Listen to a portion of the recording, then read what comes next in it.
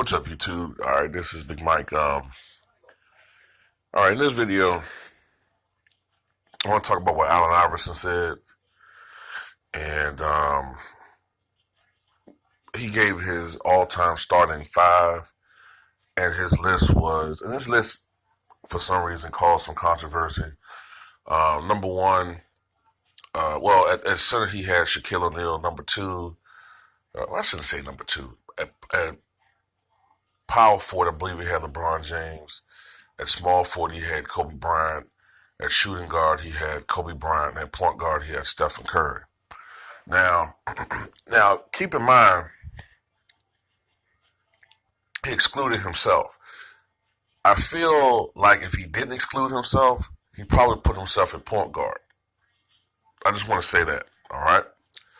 Because if you look at this lineup, right, it's all influenced by players that he played against pretty much throughout his career. You know what I'm saying? Shaquille O'Neal pretty much through the entire duration of his career. LeBron James for the second half of his career. Kobe Bryant for pretty much all of his career. All of his career, actually. Michael Jordan for the first couple of years of Iverson's career. And then, Steph Curry now, while Curry, he never really played against him, really. I think Curry came in, 2009, I think it was. And Iverson was out the league by 2010, so they didn't really play against one another. But this is how I look at this starting lineup, man. I think, well, first of all, let me say this.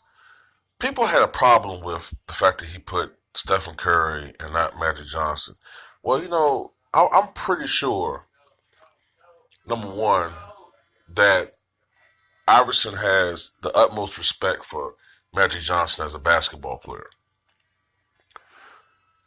I just think that he put guys that he played against, you know what I mean, that he went in against night in and night out, and he was impressed by these individual players, you know what I'm saying?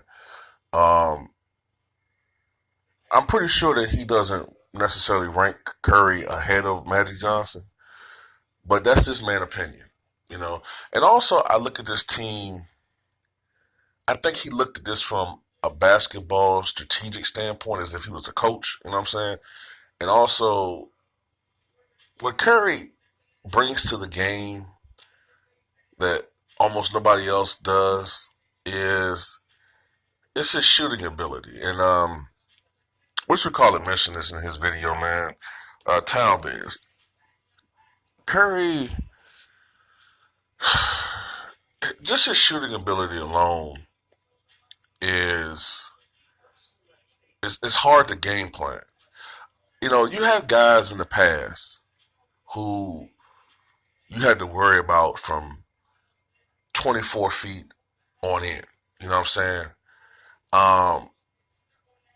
Now you had some guys who can get hot and they could, knock some really deep threes down. One of the first guys that I really saw shoot from deep, and anybody that grew up in the 90s know this, one of the first guys I remember, like, when he got hot, he would shoot from deep, is Dan Marley. Now, Marley, by the percentages, was not the most accurate three-point shooter. I think his best seasons, he was like 35, 36, 37, 38%.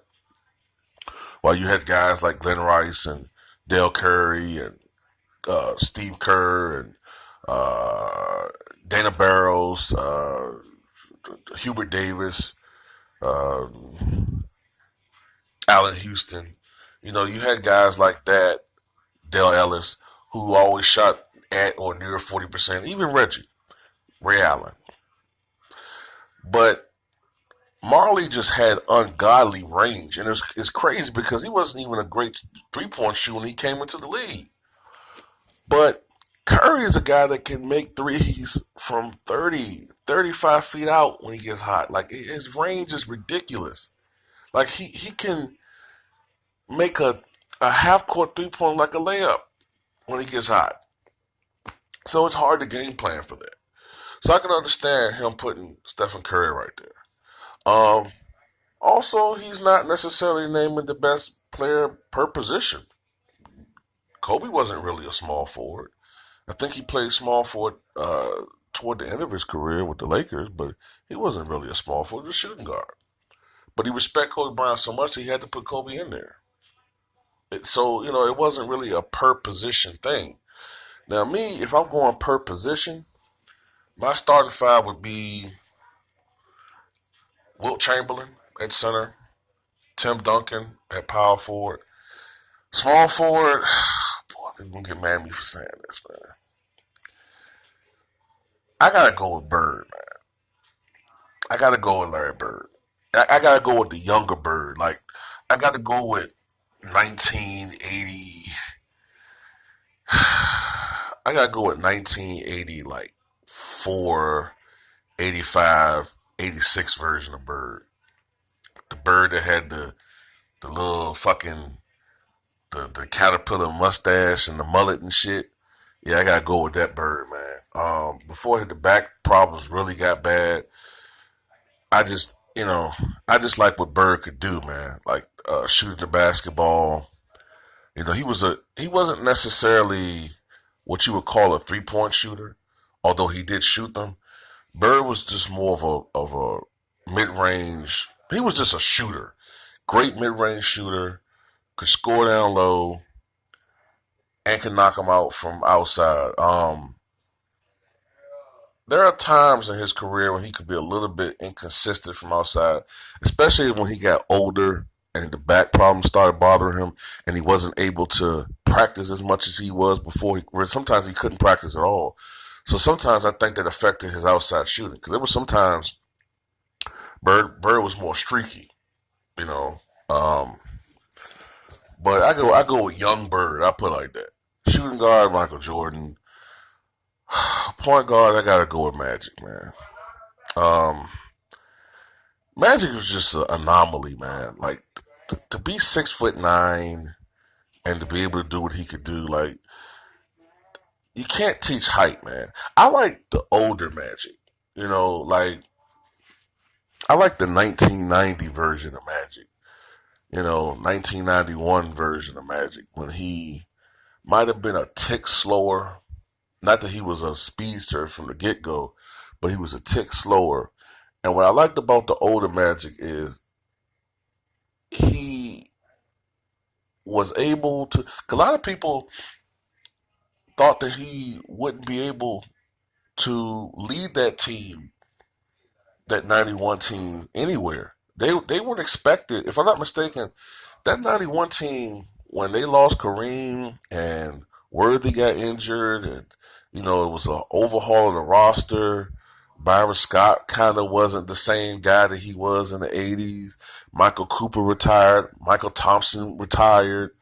You know what I'm saying? Like, I think Kurt Rambis was gone. They lost a lot of guys from the 80s. A lot of people thought that team wasn't going to do too well. I think they were like projected to win like 40-some games.